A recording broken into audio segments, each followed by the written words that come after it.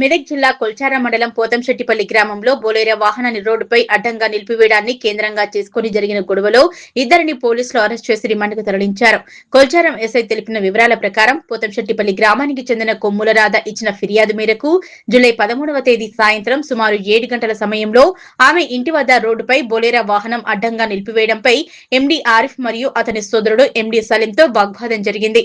ఈ సందర్భంగా ఫిర్యాదుదారురాలి భర్త కొమ్ముల రమేష్ గౌడ్ కుమారుడు కొమ్ముల రేవంత్ గౌడ్ అక్కడికి వచ్చి గొడవకు కారణం ఏమిటని ప్రశ్నించగా ఎండీ ఆర్ఎఫ్, ఎండీ సలీం ఇనుపరాడ్లతో వారిపై దాడి చేసి గాయపరిచినట్లు ఫిర్యాదులో పేర్కొన్నారు. అలాగే కాజా రషీదుద్దీన్ ఆయన భార్య మహమ్మద్ సలేయ బేగం కుమార్తె తైమీరా తారన్నం ఫిర్యాదుదారురాలిని అసభ్య పదజాలంతో దూషించి చేతులతో దాడి చేసినట్లు ఫిర్యాదులు ఆరోపించారు.